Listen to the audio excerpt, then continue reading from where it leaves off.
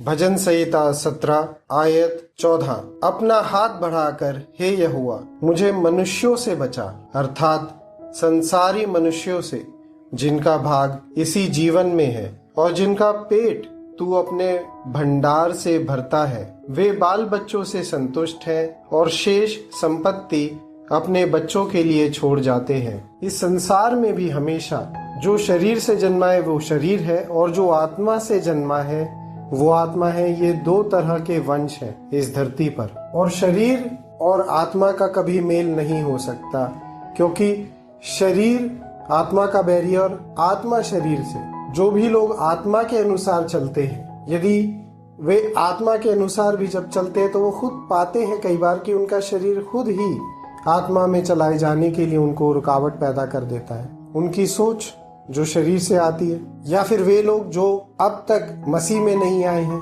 जिन्होंने आत्मा को ग्रहण नहीं किया है, उद्धार नहीं पाया है, तो वे लोग भी ये नहीं चाहते कि वे आत्मा में आशीष पाए, आगे बढ़े, क्योंकि वो उनके लिए जीवन क्या है, बस इस धरती पर जीना और संपत्ति जुटाना और अगली पीढ़ी के लिए बना करके जाना। परंतु वे भी जब सच्चाई को देखते हैं तो वो क्या पा सकते हैं कि वे जो कुछ खाते हैं वे सारा कुछ किसके भंडार से आता है, वो परमेश्वर के भंडार से ही आता है। परंतु उनका अंत बहुत ही दयनीय है, क्योंकि उनके पास इसके आगे कोई उनका जीवन नहीं है। वो कभी भी उस अनंत जीवन में नहीं प्रवेश कर पाते हैं जो परमेश्वर ने रचा है, जो कि सच्चाई है, एक सच्चा जीवन है। वो जीवन वो कभी देख ही नहीं पाते हैं। हम धन्यवाद देते हैं प्रभु यीशु मसीह का, जिनके अनुग्रह और उद्धार की कृपा, उनका उजाला हम पर हुआ, जो हम चुन लिए गए, जिसके ऊपर परमेश्वर ने अपना द्वार खोला।